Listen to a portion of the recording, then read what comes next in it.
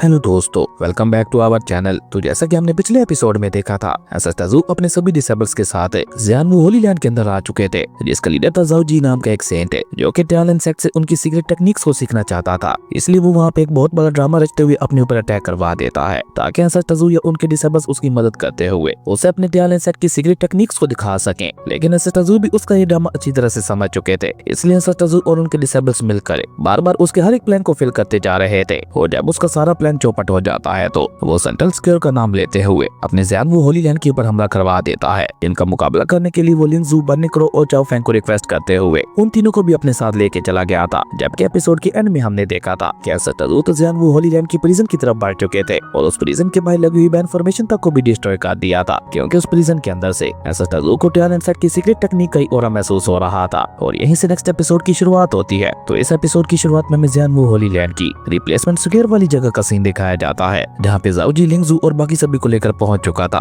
और वो जगह दिखने में काफी ज्यादा मिस्टीरियस और डरावनी लग रही थी, जिससे ज़ाओ जी वहाँ पे और ज्यादा खतरनाक बनाते हुए लिंगजू और बाकी सभी से कहता है, पिछले 6 महीनों से लगातार हमारे होली लैंड के सभी डिसेबल्स इसी तरह से बहुत ही अजीब तरीके के साथ मरते जा रहे हैं, और ऊपर से उन सभी की मौत की वजह भी बहुत ज्यादा खतरनाक होती है। इवन हमने इन्वेस्टिगेट करने की कोशिश तो बहुत ज्यादा की, लेकिन हमें कोई भी सुराग नहीं मिल पाया। आप देख ही सकते हो कि इन सभी की कैसी हालत हो चुकी है। अब ज़ाओ जी की ये बात सुनकर हम देखते हैं कि चाओ फेंग वहाँ पे आगे बढ़ते हुए ज़ियानवू होली लैंड को उस डिसेबल को बहुत ही गौर से देखने लगी थी, जिसकी बॉडी से वहाँ पे सारी एनर्जी को पूरी तरह से सक कर लिया गया था, और अब उसकी बॉडी बस एक स्केलेटन की तरह दिखाई दे रही थी। और सेम हालत वहाँ पे बाकी सभी डिसेबल्स की भी थी। वो सभी लोग अलग अलग पोजीशन में बैठे या खड़े हुए थे, यानी कि उनके ऊपर जिस किसी ने भी हमला किया था वो बहुत ही अचानक तरीके के साथ किया था। अब ज़ाओ जी और बाकी सभी डिसेबल्स तो देखकर ये बहुत ही ज्यादा डर चुके थे, और वो वहाँ पे उनके पास जाने से भी डर रहे थे। लेकिन लिंगजू, बर्निक्रो और चाओ फेंग तो वहाँ पे उनके पास जाते हुए किसी क्लू के बारे में पता लगाने की कोशिश करने लगे थे, जहाँ उन लोगों को इतना ज्यादा पास जाते हुए देखकर ज़ाओ जी डरने का नाटक करते हुए वहाँ पे उन लोगों से कहता है, इन सभी लोगों की ऐसी हालत है एक बहुत ही ज्यादा खतरनाक शराब यानी कर्स की मदद से की गई है, इसलिए बेहतर यही रहेगा कि आप सभी लोग इनसे दूर ही रहो। लेकिन अभी ज़ाओ जी वहाँ पे ये सब कह ही रहा था कि तभी हम देखते हैं कि चाओ फेंग ने अचानक से वहाँ पे अपनी स्पिरिचुअल एनर्जी का इस्तेमाल करते हुए अपने हाथ को सीधा वहाँ पे डिसेबल की बॉडी के अंदर घुसा दिया था, और वो वहाँ पे उसके हार्ट को चेक करते हुए वो जिंदा है या मर गया है इस बारे में पता लगाने लगी थी। तो देखकर तो ज़ाओ जी को वहाँ पे एक और बहुत बड़ा झटका लगता है, और वो डर के मारे अपने लोगों को लेते हुए वहाँ पे एक बार फिर से पीछे चला गया था। जबकि चाओ फेंग वहाँ पे उसकी बॉडी को चेक करके ज़ाओ जी और बाकी सभी लोगों को बताती है कि इसका दिल तो पूरी तरह से सूख चुका है, यानी कि इसे मारने से पहले किसी ने इसकी सारी एनर्जी को पूरी तरह से सक कर लिया था। और इसी बीच हम देखते हैं कि बर्निक्रो भी उनमें से एक डिसेबल के पास जाकर उसकी बॉडी को चेक करते हुए वहाँ पे उन लोगों को बताता है, इवन इन लोगों की बॉडी के अंदर तो कोई भी खून का खतरा नहीं है, यानी कि इनकी स्पिरिचुअल एनर्जी के साथ साथ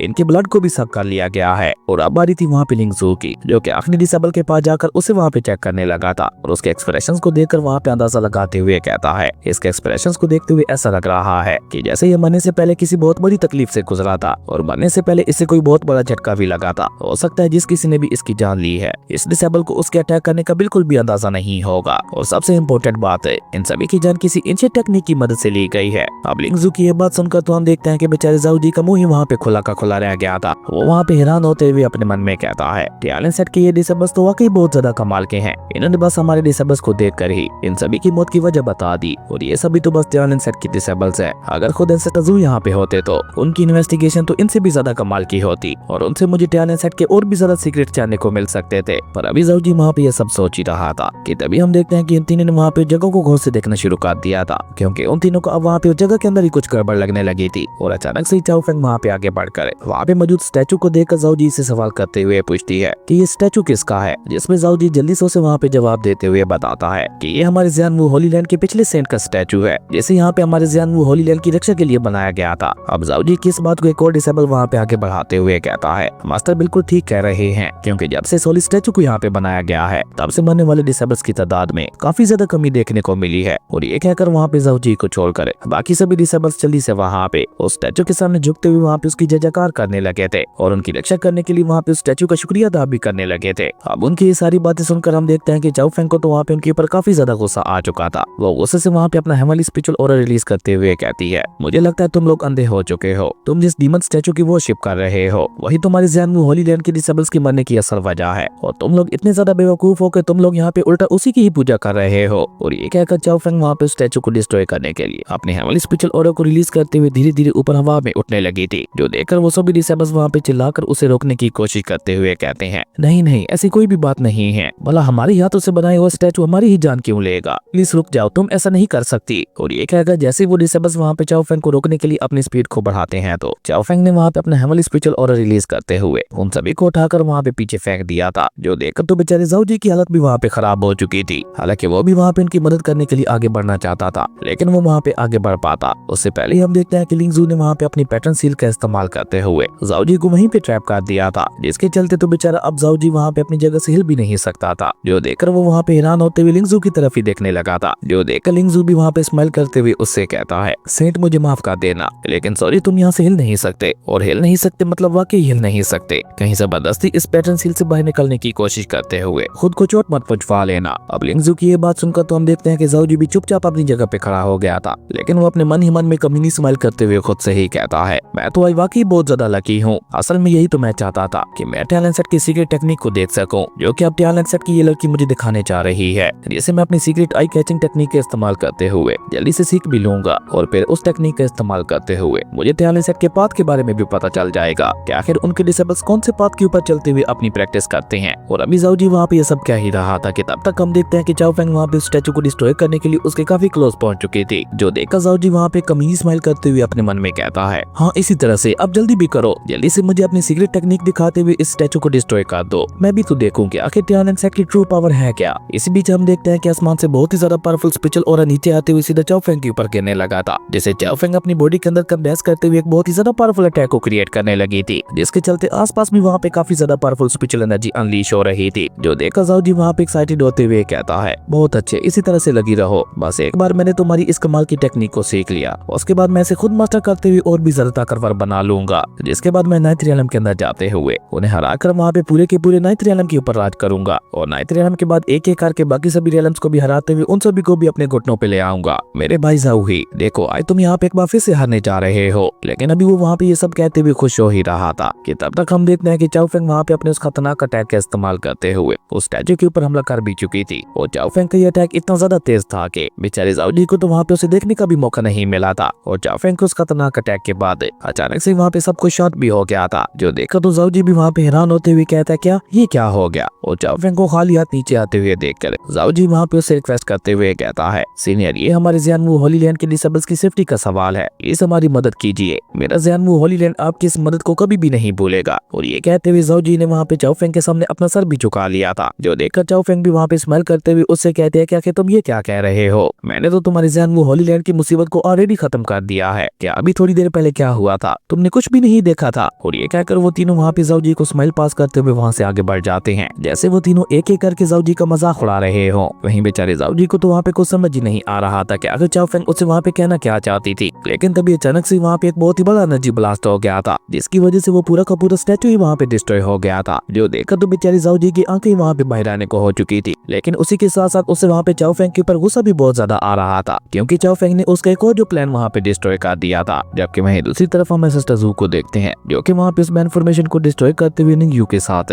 ज़ियानवू होली लैंड के प्रिजन के अंदर आ चुके थे, जहाँ जैसे वो लोग एक मेन हॉल को पार करते हुए आगे बढ़ते हैं तो उन्हें वहाँ पे अपने सामने बेड़ियों में कैद एक इंसान दिखाई देता है, जो कि वहाँ पे कदमों की आहट सुनकर फीकी स्माइल करते हुए कहता है, तो कल वो दिन आ रहा है जिसका तुम्हें बरसों से इंतजार था, कल तुम रिप्लेसमेंट सेरेमनी के अंदर खुद को ज़ियानवू होली लैंड का नया सेंट बना दोगे, तुम्हें एडवांस में ही उसके लिए मुबारक हो, क्योंकि तुम्हारा बरसों पुराना सपना पूरा होने जा रहा है मेरे छोटे भाई। क्यों, मैंने ठीक कहा ना, असल में ये इंसान कोई और नहीं बल्कि जाओ जी का बड़ा भाई जाओ ही था, जिसकी सारी बातें सुनकर हम देखते हैं कि सचजू तो उसे वहाँ पे कोई जवाब नहीं देते। लेकिन निंग यू वहाँ पे मुस्कुराते हुए उससे कहती है, तुम्हारा वो रिप्लेसमेंट वाला स्टैचू तो अब डिस्ट्रॉय हो चुका है, जिसके चलते रिप्लेसमेंट सेरेमनी भी कुछ दिनों के लिए पोस्टपोन हो सकती है। आपके ज़ियानवू होली लैंड में ऐसा ही होता है ना मास्टर सेंट। अब निंग यू की ये बात सुनकर हम देखते हैं कि जाओ ही को इतना बड़ा झटका लगता है कि वो वहाँ पे इतना ज्यादा घायल होने के बावजूद भी जल्दी से अपना सर उठाकर हैरानगी से निंग यू की तरफ ही देखने लगा था। और जब उसकी नजर वहाँ पे अपने सामने खड़े हुए सिस्टर जू के ऊपर पड़ती है तो उनसे निकलने वाले ऑरा को महसूस करके उसे न जाने क्यों वहाँ पे थोड़ा थोड़ा अच्छा लगने लगा था। इसलिए वो वहाँ पे जल्दी से सिस्टर जू से सवाल करते हुए पूछता है, कौन हो आप लोग, जिस पर सिस्टर जू तो उसे अब की बार भी कोई जवाब नहीं देते। लेकिन निंग यू वहाँ पे स्माइल करते हुए सिस्टर जू से कहती है,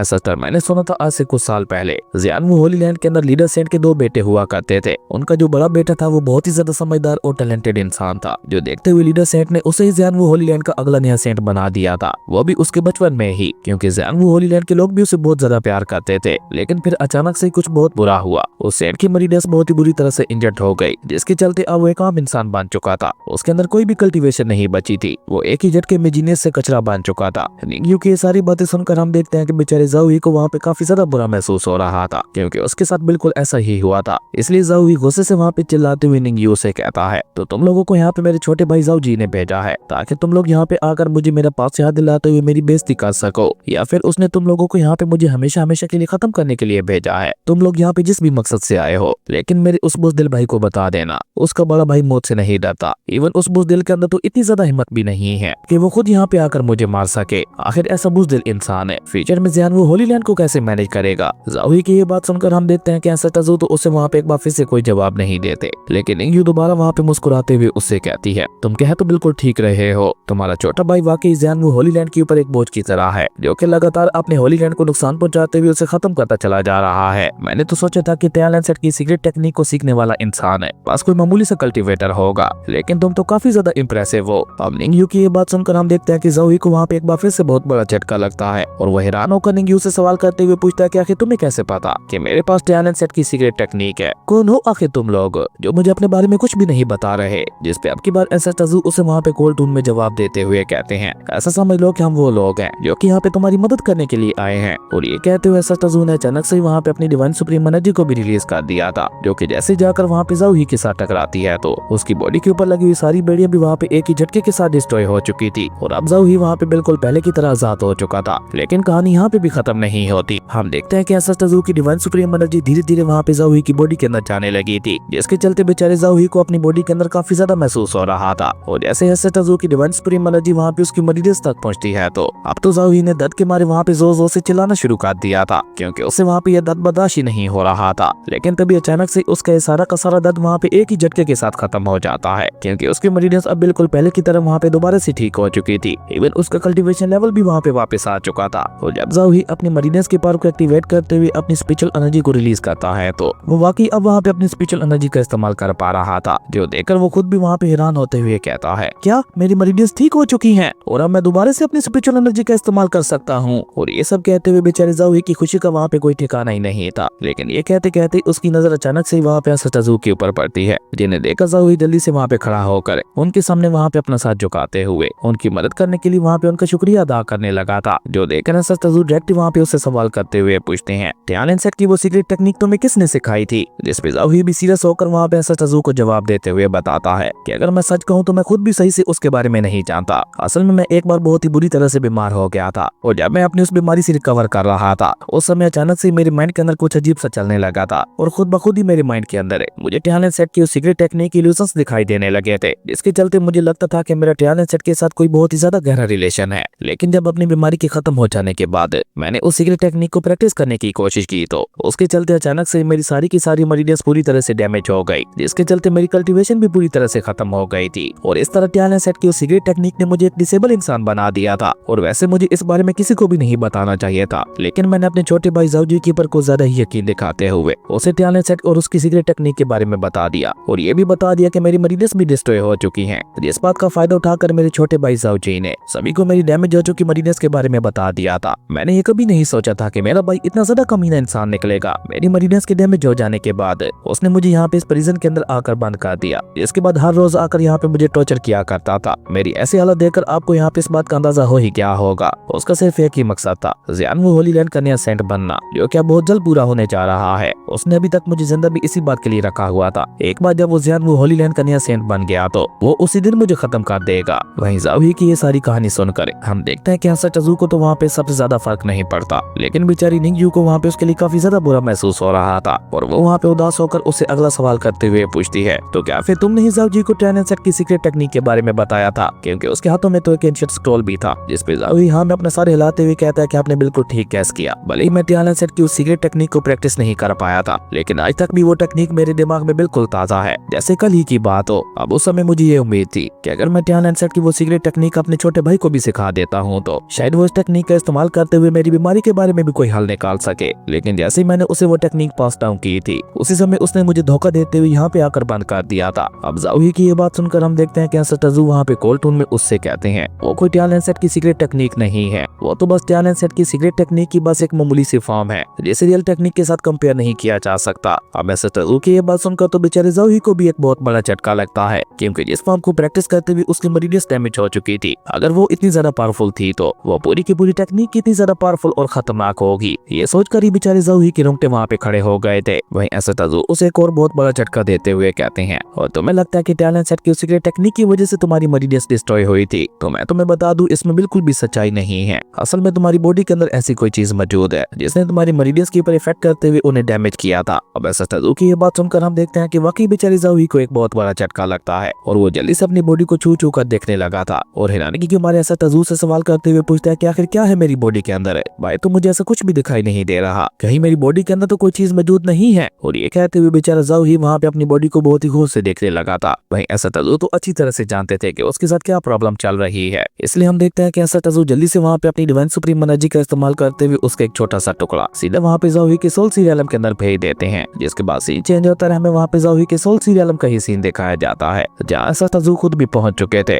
जाओही का सोल सीरियलम बहुत ही ज्यादा मिस्टीरियस और शांत दिखाई दे रहा था और जैसे एसेटाजू वहाँ पे थोड़ा आगे बढ़ते हैं तो उन्हें वहाँ पे अपने कानों में एक ओल्ड मैन की आवाज सुनाई देती है जो कि वहाँ पे एसेटाजू से कह रहे थे हजारों लाखों साल गुजर गए, आखिर आज ही तुमने इस जगह को क्यों ढूंढा। अब जब एसेटाजू वहाँ पे उस आवाज की दिशा की तरफ देखते हैं तो धीरे धीरे वहाँ पे जाओही के माइंड के अंदर एक ओल्ड मैन अपीयर हो रहा था जो कि वहाँ पे चाय को कप में भरते हुए कह रहा था तुम सीनियर ब्रदर वो हो या फिर उसकी नस्ल के कोई और कल्टीवेटर हो, मुझे पता है कि तुम यहाँ पे किस लिए आए होगे, या तो तुम एक बेकार इंसान बन चुके होगे या फिर बहुत ज्यादा बुरे हो चुके होगे। और ये कहकर वो ओल्ड मैन जैसे मुस्कुराकर अपने सामने देखता है तो उसे वहाँ पे अपने सामने एसेटाजू दिखाई देते हैं, जिन्हें देखकर तो वहाँ पे उस ओल्ड मैन की आंखें भी खुली की खुली रह गई थी। वो वहाँ पे हैरान होकर एसेटाजू से सवाल करते हुए पूछता है कि आखिर तुम कौन हो, जिस पर एसेटाजू भी आगे बढ़कर कोल्ड टून में उसे वहाँ पे जवाब देते हुए कहते हैं मैं हूँ टैलेंट सेट का ओनर जू यंग। अब एसेटाजू की ये बात सुनकर हम देखते हैं कि वो ओल्ड मैन वहाँ पे एक तंजी स्माइल करते हुए एसेटाजू से कहता है अच्छा मजाक था, जैसे मुझे तो पता ही नहीं है कि टैलेंट सेट आज से लाखों साल पहले ही डिस्ट्रॉय हो गया था